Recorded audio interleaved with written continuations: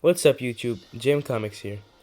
The Legend of Zelda Breath of the Wild was arguably the most successful installment of the Legend of Zelda franchise when it released in 2017 at the launch of the Nintendo Switch. It was met with critical praise and upheld as one of the best games of all time.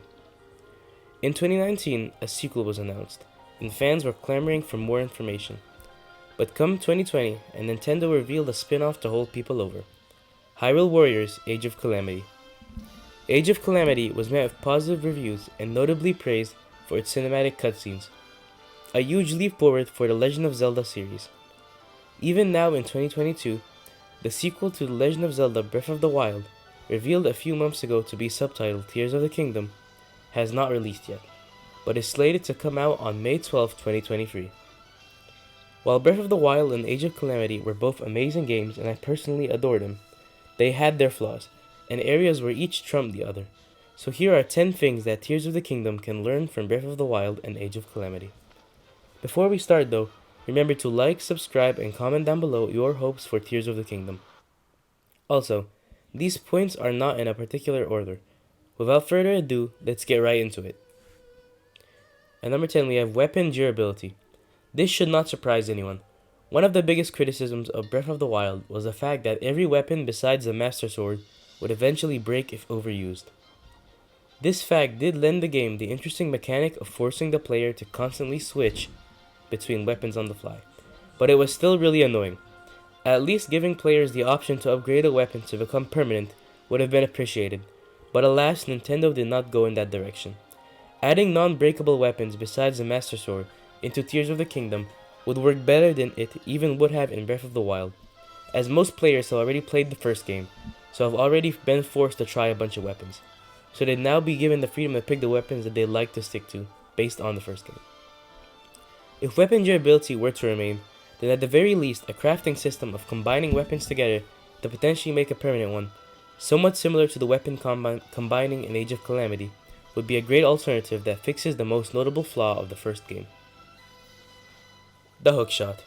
On the topic of weapons, a staple of the Legend of Zelda series, absent from both Breath of the Wild and Age of Calamity, is the hookshot. For the unaware, the hookshot is basically a grappling hook that Link has used in almost every game up to Breath of the Wild. It functions as both a weapon and a puzzle-solving tool. It has nearly taken on the same cultural status as the Master Sword, as one of the most popular tools in Link's arsenal. The hookshot's absence wasn't really noticed in Breath of the Wild, as the game didn't need to coast on series icons. However, in a 2017 IGN interview, Eiji Aonuma stated that the hookshot seemed to defeat the purpose of Breath of the Wild, as it would have taken the place of climbing or parasailing, key features of the player's experience playing the game. In Tears of the Kingdom, vertical traversal is definitely a key aspect, so using the hookshot this time around would be a little more justified, as a means to travel between floating islands. Ultimately, if Eiji Aonuma and the developers believe that the hookshot would not benefit Tears of the Kingdom, its absence is understandable, but one can still hope for it. Next we have villains. The Legend of Zelda series has a large staple of villains. Breath of the Wild stuck strictly to the Yuga clan and Ganon, and Age of Calamity used those two, as well as adding the awesome Astor, seemingly this universe's incarnation of both Vati and Aghanim.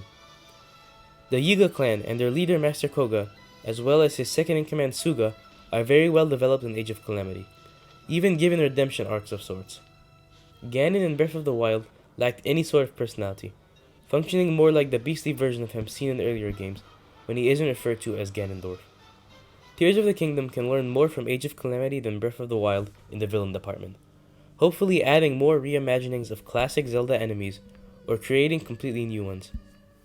It seems like Ganondorf, the human form of Ganon, is already going to be in Tears of the Kingdom, perhaps as a corpse, but I'd like to see characters like Skull Kid or the Shadow King as enemies Link must overcome. They would presumably have deep ties to the story, but as side villains or minor followers of Ganondorf, they could work as well, and add a more evil presence to this game compared to its direct predecessor. Bosses and enemy types. Similar to villains, I would like to see some more bosses and enemy types this time around. Unlike with villains though, Breath of the Wild did a great job with bosses and enemy types, adapting most major Zelda enemies and enemy types for this incarnation of the series. Age of Calamity didn't really add any more, but offered different ways to defeat them through the warrior's gameplay style. Hopefully, All of the old bosses will return, like the Hinox and the Talus, and from the trailer, it seems that they would have updated appearances and tactics, as we see a stone Talus carrying a bokoblin fort on its back.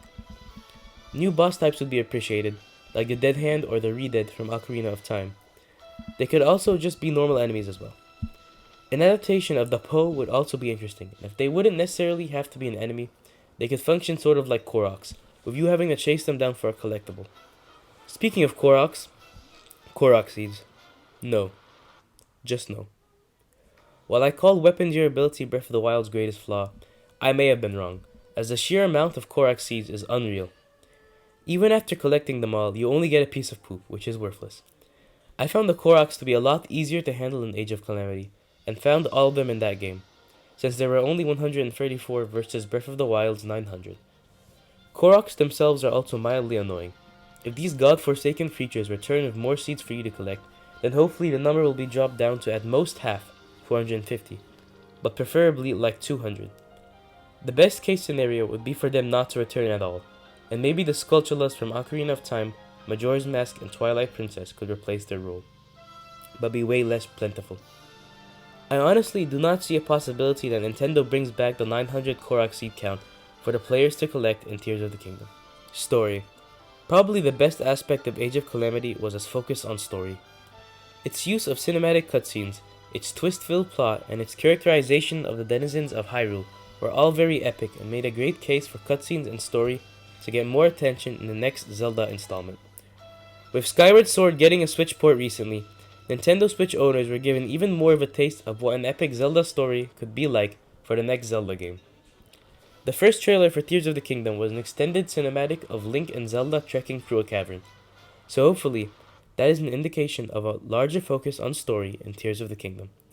There isn't much more to be said about a potential story, but I wonder if it would incorporate the, to be spoiler-free, interesting elements of Age of Calamity's plot. If you've played the game, you know what I mean.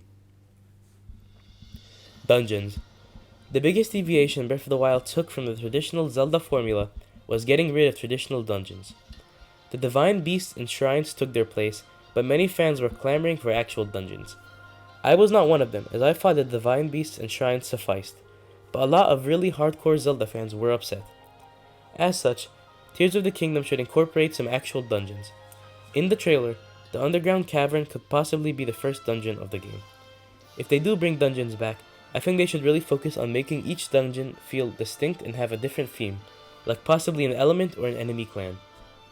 The divine beasts were all interesting and unique to break into, but once you got inside of them, they all looked and felt the same. The dungeons would probably not replace the shrines, since they function differently, but almost certainly replace divine beasts, as having both of them would be very redundant.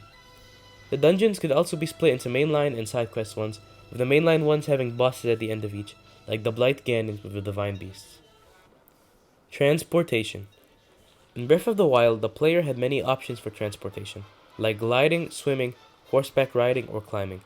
But in the game's DLC, the option of riding a medieval motorcycle, the Master Cycle, was granted to the player. It was the only real vehicle in the game if you don't count horses, and with Tears of the Kingdom, I think more vehicular options could be cool.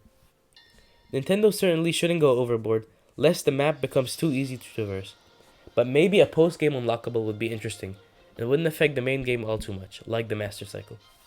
In a recent trailer, we got a glimpse of a glider that Link rides on top of. Another sky traversal option that could be introduced would be the Breath of the Wild version of Lost Wings from Skyward Sword.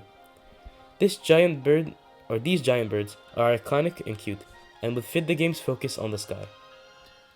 They could also grant the player the option of water traversal, the King of Red Lions from Wind Waker, serving as a post-game or post-shrine completion unlockable.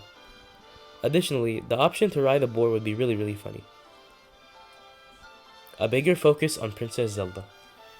Breath of the Wild gave Princess Zelda a bigger focus than she got in most games in the franchise, with all the flashback cutscenes between her and Link developing their romantic relationship. However, Age of Calamity took this a step further by allowing the player to control Princess Zelda and showing her utilize the power of the Triforce of Wisdom. In the 2019 reveal of Tears of the Kingdom, Princess Zelda was traveling alongside Link through an underground cavern and fell into a chasm.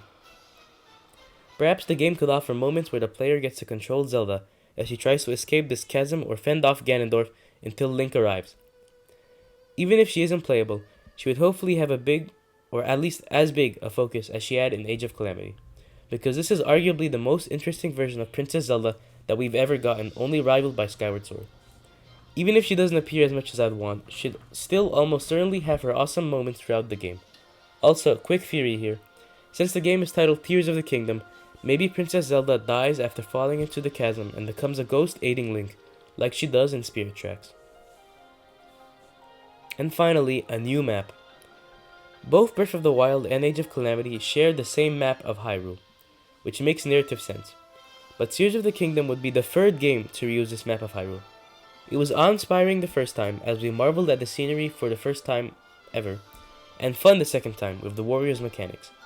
But I don't think it could work a third time. My biggest hope for this game, probably over all of these other hopes, even though this list isn't a ranking, is that there is something about this game's map that we do not know yet. Maybe the Zelda tradition of having an alternate universe, be that a Dark World or the Shadow Realm, will return so that we have an opposite Hyrule. Maybe we have a second map alongside Hyrule, like Termina from Majora's Mask. Or maybe we have seen everything about this map that we are ever going to. I would honestly be very disappointed by that, with sky platforms and underground travel not being enough of a change for me. Perhaps if underwater diving is introduced alongside those two additions, it would be enough to adequately spice things up. But as of right now, the map we've been shown is a big red flag. So those are my thoughts on what Tears of the Kingdom could learn from its two predecessors. Regardless of which of these things Nintendo does, I am confident that Tears of the Kingdom will be a great game, and at the very least as good as something like Skyward Sword. Remember to comment down below your hopes for Tears of the Kingdom. Also, like this video or dislike it if that's what you're feeling, and subscribe for more video game or film content. I have a Tomb Raider video coming up for my video game viewers, and something Black Adam related coming up for my film viewers. Enjoy your Thanksgiving break. JM Comics, out.